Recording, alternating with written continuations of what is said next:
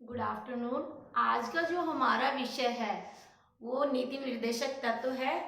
हम इससे पहले हमने फंडामेंटल राइट्स पढ़ लिए हैं जो भाग 3 में उल्लेखित है, और हम भाग 4 पढ़ेंगे आज। भाग 4 नीति निर्देशक तत्व। नीति निर्देशक तत्व पार्ट 4 नीति निर्देशक तत्व। नीति निर्देशक तत्व है वो आयरिश यानी आयरलैंड से लिए गए हैं। सीधा सीधा क्वेश्चन आता है, नीति निर्देशक तत्व कहां से लिए गए हैं? आयरलैंड से लिए गए हैं।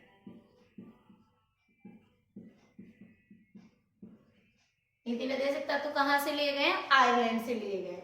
अब देखिए, यहां से आर्टिकल से रिलेटेड क्वेश्चन पूछेंगे तो नीति निर्देशक तत्व है, इसको इंग्लिश में डायरेक्ट प्रिंसिपल भाग 4 पार्ट 4 में इसका उल्लेख किया गया है, और ये आर्टिकल 36 से 51 तक इनका उल्लेख किया गया है। देखिए, जो 51A उसमें 11 मूल कर्तव्य मॉरल ड्यूटीज का उल्लेख किया गया है, और 36 से 51 36 से 51 तक डायरेक्ट प्रिंसिपल का उल्लेख किया गया है।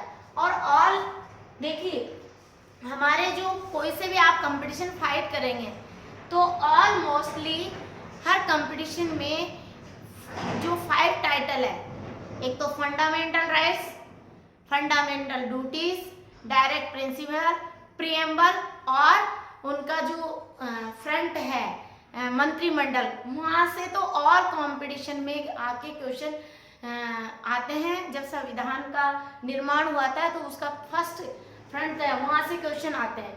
इसलिए आपको ये जो आर्टिकल है वो बिल्कुल ही आपको नॉर्मली रूप से याद हो जाएंगे, लर्न हो जाएंगे। यहाँ से बस आपको समझना है। देखिए, आर्टिकल 36 परिभाषा, राज्य की परिभाषा का उल्लेख किया गया है, जो भाग 3 और आर्टिकल 12 में भी, ये भी ध्यान रखना है, क्योंकि जो मूल अधिकार है, भाग 3 मूल अधिकार है, उसमें अनुच्छेद 12 में भी इसको परिभाषा का उल्लेख किया गया है, और आर्टिकल 36 में भी राज्य की परिभाषा का उल्लेख किया गया है। इसलिए आपको क्लियर करना है, भाग पार्ट अनुच्छेद 12, भाग 4 के आर्टिकल 36 में परिभाषा का उल्लेख किया गया। ऑलमोस्टली यहाँ से क्वेश्चन आ चुका है, आने की संभावना भी है, चाहे आप आरपीएससी फॉलो करें, यूपीएससी फॉलो करें, या एसएससी, सीजीआई, टीचर्स, सीईटी वगैरह, लेकिन ऑलमोस्टली ये 5 चैप्टर ऐसे हैं जिसमें से एक क्वेश्चन तो उठा के देता ही है। आर्टिकल 37 यानी आर्टिकल 37, इसमें राज्य तत्वों को लागू करेगा, नीति निर्देशक तत्वों को लागू करेगा जो न्यायालय के द्वारा परिवर्तन नहीं किए जा सकते। ऐसे तत्वों को लागू करेगा जो न्यायालय के द्वारा परिवर्तनीय नहीं किए, जो न्यायालय द्वारा परिवर्तनीय नहीं होंगे, ये ध्यान रखना है, नहीं होंगे। आर्टिकल 37 क्लियर 37 कि राज्य नीति निर्देशक तत्वों को लागू करेगा, ऐसे तत्वों को लागू करेगा जो न्यायालय द्वारा परिवर्तनीय नहीं होंगे, यानी उसमें किसी प्रकार का संशोधन नहीं किया जा सकता है। अनुच्छेद 37, अनुच्छेद 38 वेरी मोस्ट, अनुच्छेद 38 है लोक कल्याणकारी राज्य की स्थापना। अनुच्छेद 38 लोक कल्याणकारी, लोक कल्याणकारी, ये शब्द आप रट लेना, लोक कल्याणकारी राज्य की स्थापना करेगा कि राज्य आर्थिक, सामाजिक और राजनीतिक दृष्टि से लोगों के कल्याण की स्थापना करेगा। क्लियर? आर्टिकल 39, अनुच्छेद 39 वेरी मोस्ट, इसमें क्या है, पुरुष और स्त्रियों समान अवसर प्रदान करेगा, समान अवसर प्रदान करेगा। यानी कि हम आर्टिकल 39 ये कहता है कि जो पुरुष और महिला है उनको रोजगार में समान अवसर प्रदान करेगा, रोजगार में।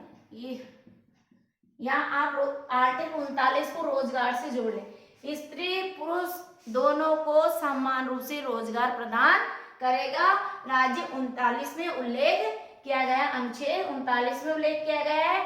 और अनुच्छेद 40 वेरी मोस्ट 40 ग्राम पंचायतों का गठन, ग्राम पंचायतों का गठन करेगा,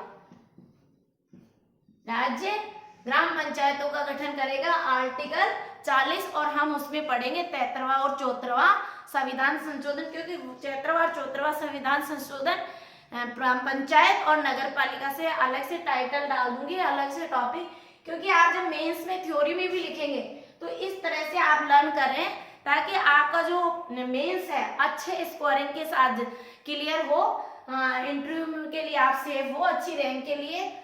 और चाहे आप पीटी में भी आपका ये है, पीटी के हिसाब से भी और मेंस के हिसाब से भी, तो क्लियर। यहाँ अपन आर्टिकल 40 है ग्राम पंचायतों का गठन। फिर देखिए आर्टिकल 41, ये वेरी यानी मोस्ट है, ये कई बार पूछ लिया जाता है। यहाँ ये 4 बेस आधार रखने पड़ेंगे कि कुछ दशाओं में काम, शिक्षा और लोक सहायता पाने का अधिकार, कुछ दशाओं में काम, शिक्षा और लोक सहायता पाने का अधिकार, लोक सहायता पाने का अधिकार। अब देखिए आप कहीं कंफ्यूजन नहीं होना है, बिल्कुल फ्रीडम माइंड से पढ़ना है। यहाँ देखिए काम, शिक्षा और लोक सहायता, कुछ दशा, यहां से समझिए दशा यानी शर्त। अब दशा कौन सी? बेकारी, ये आधार है, बेकारी, बुढ़ापा, बेकारी, बुढ़ापा और बीमारी और निःशक्तता, बीमारी और निःशक्तता, इसका मतलब होता है विकलांग। तो बेकारी, बुढ़ापा और निःशक्तता, इन दशाओं में राज्य का मूल कर्तव्य बनता है कि काम, शिक्षा और लोक सहायता दी जाए, इनको काम दिया जाए, इनको शिक्षा में इनकी मदद की जाए, लोक सहायता जो भी गवर्नमेंट की सहायता दी जा रही है उनको इनको उपलब्ध कराया जाए। तो ये फैक्टर आप याद, इससे भूलोगे नहीं कि आर्टिकल 40 में ये 4 आधार रखे हैं, बेकारी का, बुढ़ापा का, बीमारी और निःशक्तता। जब निःशक्तता आते ही आप कौन से आर्टिकल करेंगे? 41, 40 ग्राम पंचायत से लर्न करना है। 39, अब देखिए मैंने 39 एक यहाँ अलग से करेंगे, जो पीटी या मेंस में आते हैं वो 39 अलग से इसलिए नहीं डाला, जो आर्टिकल 39A ये निःशुल्क विधिक सहायता उपलब्ध कराएगा। राज्य का जो दायित्व बनता है वो लोगों को निःशुल्क और विधिक सहायता उपलब्ध कराएगा। इसका जो मैंने यहाँ इसलिए जोड़ा नहीं, यहाँ क्या 42वें संविधान संशोधन 1976 में भी इसको जोड़ा गया है, इसलिए अलग से मैंने करवाना, क्योंकि मोस्टली इनको कुछ आर्टिकल ये ऐसे हैं जिनको आपको अलग से लिख के लर्न याद करें, क्योंकि यहाँ से कहीं कंफ्यूजन नहीं हो, डाउट को अलग से कर देंगे जहां से क्वेश्चन बन रहे हैं। तो 39A कैपिटल लिखेंगे, निःशुल्क राज्य निःशुल्क और विधिक सहायता उपलब्ध कराएगा। क्लियर? अब देखिए आगे बढ़ते हैं 42, वेरी मोस्ट 42 याद करते ही महिलाएं अपने पे ले कि काम की न्याय संगता, काम की न्याय संगतता और मानवोचित दशा, मानवोचित दशा और प्रसूति सहायता, प्रसूति, ये प्रसूति वर्ड लिख ले, कई बार पीटी में ये वर्ड आ जाते हैं, इस तरह के वर्ड आ जाते हैं, इस तरह के जो कंफ्यूजन में होते हैं स्टूडेंट, तो कहीं स्टूडेंट्स को कंफ्यूजन नहीं हो, ये उड़ा देंगे, ये वर्ड दे दिया, ये और दे दिएगा, ये वर्ड देके कहेंगे निम्नलिखित में से ये मूल अधिकार है या नीति निर्देशक तत्व है या प्रस्तावना है या नन ऑफ दीज। तो आपको ये करना है कि नीति निर्देशक तत्व है। क्लियर? और इसका उल्लेख 42 में किया गया है। 42 में क्या उल्लेख किया है? प्रसूति सहायता। प्रसूति सहायता, प्रसूति वर्ड आपको समझना है कि काम की न्याय संगता, मानवोचित दशाएं तथा प्रसूति सहायता, काम की न्याय संगता, मानवोचित दशा और प्रसूति सहायता उपलब्ध कराएगा। ये 42 में उल्लेख किया गया है, 42वें आर्टिकल में उल्लेख किया गया। अब 43 इसको समझना है। 43 जो हम कर्मचारी है, कर्मचारियों को निर्वाह मजदूरी, कर्मचारियों को निर्वाह मजदूरी, जो कर्मचारी है उनको निर्वाह मजदूरी उपलब्ध कराई जाए, निर्वाह मजदूरी उपलब्ध कराई जाए। इनके भी बेस है, इनके भी आधार रखें। कौन कौन से आधार रखें? एक तो जीवन स्तर, अवकाश, निर्वाह मजदूरी। पहला जीवन स्तर, दूसरा अवकाश, तीसरा मजदूरी और फोर्थ है उद्योगों को बढ़ावा देना। तो ये जो फैक्टर है, ये आधार है किसमें? अनुच्छेद 43 में कि कर्मचारियों को निर्वाह मजदूरी दी जाए, उनके जीवन स्तर को ध्यान में रखते हैं, उनको जो भी अवकाश है वो दे दिया जाए, उनको मजदूरी, जो मजदूरी तय की है उनको पूरी मजदूरी दी जाए और उनके उद्योगों को बढ़ावा दिया जाए, उनका डेवलप किया जाए। ये 43 में उल्लेख किया गया है। फिर आर्टिकल 44 बहुत अच्छा आर्टिकल, यानी जो हमारी सिविल संहिता है, आईपीसी की है, इंडियन पेनल कोड, उसमें उल्लेख किया गया है सिविल संहिता। ये याद रखना, सिविल संहिता, नागरिकों को सिविल संहिता, ये वर्ड आपको रखने हैं कि जो 44 है हमारा, जो आर्टिकल 44 नागरिकों के लिए एक समान सिविलता लागू की जाए, नागरिकों के लिए एक समान सिविल संहिता लागू की जाए, नागरिकों के लिए एक समान सिविलता लागू की जाए। ये 44 में उल्लेख किया गया है। आप चाहे तो इसका स्क्रीनशॉट ले सकते हैं। जो आर्टिकल है वो वेरी मोस्ट है और बहुत सारे स्टूडेंट कहते हैं कि हमारे मैम पॉलिटिकल बहुत टफ लगती है। जब भी हमसे क्लास लेते हैं, हमारे नोट्स पढ़ते हैं या स्मार्ट क्लास लेते हैं, तो बाद में उनका जो कमेंट्स आता है या फिर रविवार की कार्यशाला में वो बताते हैं कि मैम पॉलिटिकल तो बहुत अच्छा आप इस तरह से पढ़ाती है और बहुत अच्छा समझ में आता है। तो उनके लिए थैंक यू सो मच। बाकी कोई भी सब्जेक्ट कठिन नहीं होता। कंपटीशन दे रहे हो तो आप इंटरेस्ट लेकर कंपटीशन की तैयारी करें। एक मतलब मनोरंजन माने कि कंपटीशन को, और पूरा बेस लाइन बनाया, उसका पूरा एक प्लान बना के तैयारी करें, क्योंकि तैयारी के लिए अपना प्लान तो बनाना मस्ट है। अपनी योजना बनाए कि आपको 8-10 घंटे पढ़ना है तो पढ़ना है, 6 से 8 घंटे निकालिए। यदि आप यूपीएससी क्लियर ही करना चाहते हो फाइनली, मैं ये नहीं कहूँगी पीटी या एक हंसी के पात्र ना बने, आपको यदि फाइनली एसडीएम बनना है या आईएएस बनना है तो बिल्कुल आप 21 साल की प्लान योजना बना लिए, 6 घंटे आप निकाल लीजिए, बढ़ाइए 8 घंटे, 6 से 8 घंटे आपका सफिशिएंट है। और आपका जितना मेंस के लिए कम टाइम मिलता है, तो मैं तो यही कहना चाहूँगी सभी स्टूडेंट को कि आप लिख के लर्न करें, बार बार प्रैक्टिस के, कम से कम एक दिन में 20 पेज लिखें, 20 पेज मस्ट है। ये आपका जो अभ्यास है वो मेंस में आपको स्कोरिंग दिलाएगा। और जिस तरह से हमने कोशिश की है पूरा में से 100 में से 100 देने की, वैसे आप भी पूरा सिलेबस के अनुसार टॉपिक डेली ले, एक टॉपिक ले, और प्लीज आप 6 दिन की प्लान योजना बनाए। संडे आपको मोस्टली टेस्ट के लिए बनाए और कम से कम हमारे जो कोचिंग है वो निःशुल्क है, बाबा साहब अम्बेडकर पे है। तो आप हमारे आप 50 से 60 सीरीज ज्वाइन कर लेंगे तो आपको ऑलमोस्टली प्री और मेंस कोई रोक नहीं सकता। अच्छे स्कोरिंग के साथ आप निकल जाएंगे, 100% RS या IAS बन जाएंगे। तो आप 90 के समथिंग हमारी टेस्ट सीरीज है उनको ज्वाइन कीजिए और बार बार अभ्यास करेंगे तो जितना मेरे अंदर कॉन्फिडेंस है उसी तरह से आपका होगा। क्योंकि आपको लिखना और पढ़ना एक छोटे बच्चे को सिखाया जाता है कि वो बच्चे को उसका जब तक हम नींव मजबूत नहीं हो सकती जब तक उसको लिखना और पढ़ना नहीं समझाएंगे सिखाया जाएगा।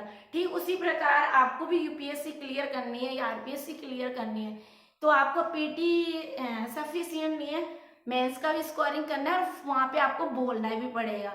और बोलना ये पड़ेगा कि आपका जो इंटरव्यू है वो आपके व्यक्तित्व का परीक्षण किया जाता है, वो आपका वहाँ सिर्फ आपका विल कॉन्फिडेंस देखा जाता है, आप किस तरह से बहुत एक अच्छे ब्यूरोक्रेट्स होंगे और पब्लिक के साथ किस तरह से आप हैंडल करोगे। वरना आपके 30 मिनट्स में व्यक्ति को क्या परख सकते हैं, नहीं परख सकते ना। आपका टैलेंट है, आपने PT आपके अंदर बहुत बड़ा टैलेंट है कि आपने PT क्लियर किया है, मेंस क्लियर किया है, उसके बाद में आप इंटरव्यू फेस कर रहे हो तो आप ऑलरेडी टैलेंट तो है, लेकिन आप उस टैलेंट को किस तरह से प्रेजेंट कर रहे हो वो आप पे उसको जांचने के लिए एक व्यक्ति संपूर्ण उस व्यक्तित्व को परीक्षण किया जाता है उसको जांचने के लिए कि प्रैक्टिकल रूप में आप किस तरह से आपको इंटरव्यू प्रैक्टिकल रूप में आप किस तरह से इसको काम को करेंगे, इसी को जांचने के लिए इंटरव्यू लिया जाता है।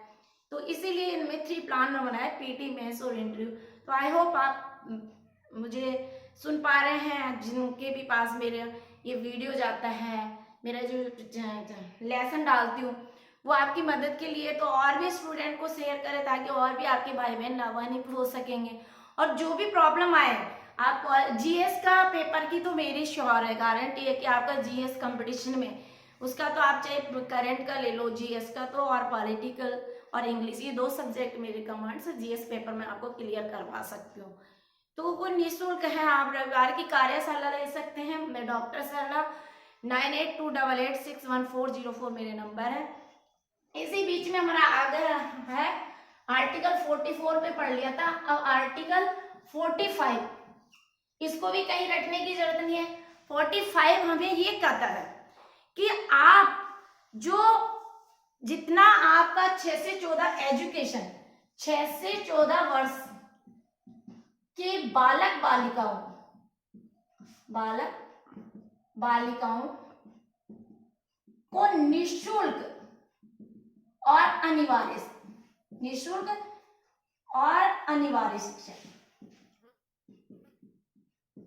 कि ये पेरेंट्स का दायित्व बनता है कि जो 6 से 14 वर्ष के बालक है बालिका है उनको आप निःशुल्क शिक्षा प्रोवाइड करवाएंगे और अनिवार्य भी कर दिया गया है। यदि आप इस तरह से नहीं करते हो तो कानून की नजर में आप गलत है, यानी आप कानून आपको सजा भी दे सकता है। जैसे चाय के कम एज के बच्चों को चाय की पे लगा लेना या होटल रेस्टोरेंट में काम करवाना, ये कानून के अपराध है। और इस तरह से यदि कहीं हो जाता है तो रियल में उसको अपराधी समझा जाता है, उसके खिलाफ कार्रवाई की जा सकती है। इसलिए 45 अनुच्छेद को आप बहुत ही अच्छा है, आता है कंपटीशन, कई बार RS में पूछ लिया, IAS में पूछ लिया, तो आप ये 45 आते आप ये लगाएंगे कि ये 6 से 14 वर्ष के बालक बालिकाओं को निःशुल्क अनिवार्य शिक्षा दिलाना है। और इसके लिए एक हमें आर्टिकल 21A मूल अधिकार में भी इसका उल्लेख किया गया है, प्लस यहाँ पे 86वां संविधान संशोधन उसमें भी इसको जोड़ा गया था। 86वां संविधान संशोधन 2000 में भी कि 6 से 14 वर्ष के बालक बालिकाओं उनको निःशुल्क अनिवार्य शिक्षा उपलब्ध कराना है। अब आर्टिकल यहाँ तक क्लियर। आर्टिकल 46 ये कहता है कि नीति निर्देशक तत्व में कि जो SC ST और OBC है, SC प्लस ST और OBC अन्य, अब इसको SC ST और अन्य दुर्बल मीन्स गरीब, उनको शिक्षा और रोजगार उपलब्ध कराना राज्य का दायित्व है। शिक्षा और रोजगार। 46 SC ST व अन्य दुर्बल गरीब को शिक्षा और रोजगार मुहैया कराएगा। फिर 47 पोषण, पोषण यानी कि राज्य का जो मेन दायित्व बनता है वो पोषण और जीवन स्तर को ऊंचा उठाए, पोषण और जीवन स्तर को ऊंचा उठाने के लिए, ऊंचा उठाने के लिए क्या है, चिकित्सा स्वास्थ्य सुविधा उपलब्ध कराया जाए। प्लस में जो मादक पदार्थ है, तस्करी है, शराब है, नशे, जो नशे हैं, नशे वाली केमिकल नशे, उन पर रोक लगाई जाए, प्रतिबंध लगाया जाए।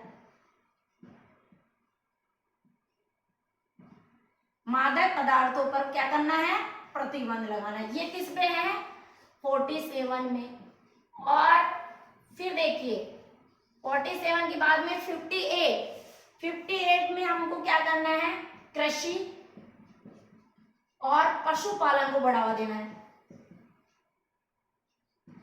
को बढ़ावा देना है। कैसे देंगे, इनकी सुरक्षा चाहिए, तो गाय और बछड़ों और जानवरों की मृत्यु पर प्रतिबंध, इनको मतलब जिस तरह से हमको सुविधा उपलब्ध की जाती है ठीक इनको भी संरक्षण प्रदान किया जाए, इनको भी सुविधाएं उपलब्ध किया जाए। और इनकी मृत्यु पर, जैसे हमारे कुछ स्टेट हैं जिसमें गायों को मारा जाता है और मार के खाया जाता है, तो इनकी मृत्यु पर भी रोक। ये आर्टिकल तो इसमें कहता है 48 में। फिर 48, ये भी कई बार एग्जाम 48A, इसमें है पर्यावरण,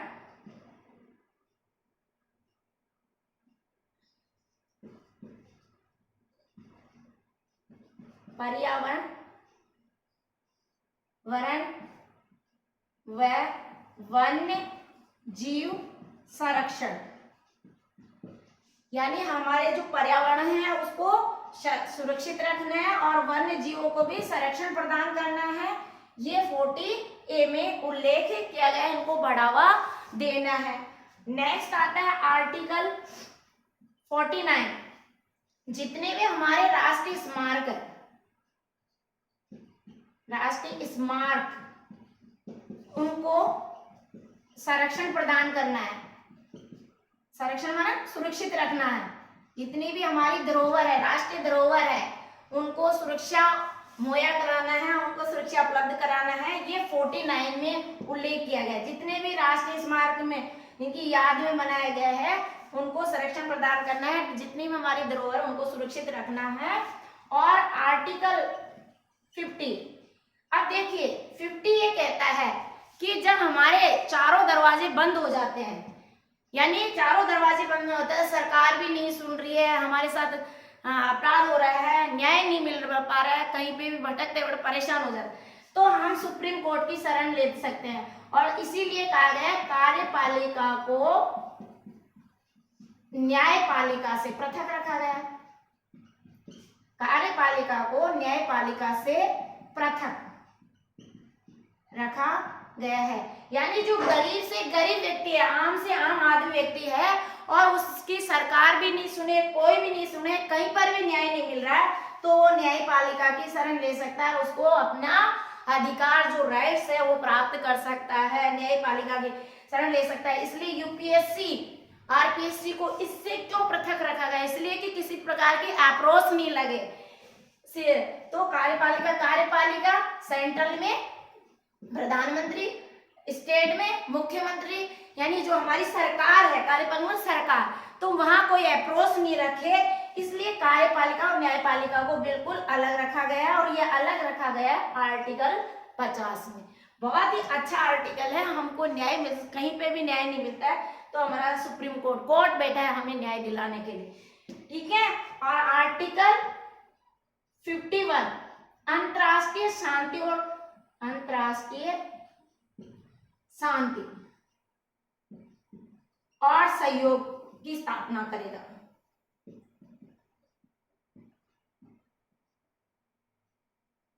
जो आर्टिकल 51 है वेरी मोस्ट है, अंतरराष्ट्रीय शांति और सुरक्षा की वृद्धि करेगा।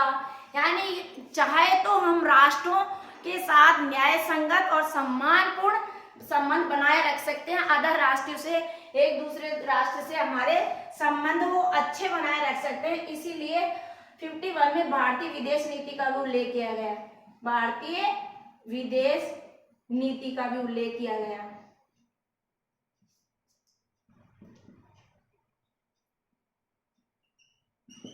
उल्लेख किया गया और इसीलिए कहा गया है कि जो मूल अधिकार है उसमें हम संशोधन किए जा सकते हैं, लेकिन नीति निर्देशक में किसी प्रकार का, दोनों में डिफरेंस यही है कि मूल अधिकार है उसमें हम संशोधित कर सकते हैं, हमारी जो राइट्स है हम ले सकते हैं, लेकिन नीति निर्देशक तत्व लोक कल्याण जनता के लिए है। उसका नीति निर्देशक तत्व का ही मूल उद्देश्य होता है उसका सामाजिक विकास हो, उसका आर्थिक विकास हो, उसका राजनीतिक विकास हो। और जो फंडामेंटल राइट्स है ये बाध्यकारी होते हैं न्यायालय के द्वारा, इन्हें हम क्या कर सकते हैं, ये परिवर्तन ही नहीं हो सकते, मूल अधिकारों में हम किसी प्रकार का संशोधन नहीं कर सकते हैं इस तरह से। और जो डायरेक्ट प्रिंसिप मूल अधिकार में हम फंडामेंटल में संशोधन कर सकते हैं, लेकिन नीति निर्देशक तत्व में हम किसी प्रकार का संशोधन नहीं कर सकते। मूल अधिकार है हमारे वो आदेशात्मक होते हैं, जबकि नीति निर्देशक, अगर अंतर पूछे तो मूल अधिकार आदेशात्मक होते हैं, आदेशात्मक, जबकि नीति निर्देशक तत्व निर्देशात्मक होते हैं। क्लियर है पहला अंतर। दूसरा, मूल अधिकार न्यायालय के द्वारा परिवर्तनीय होते हैं, मूल अधिकार न्यायालय के द्वारा परिवर्तनीय होते हैं।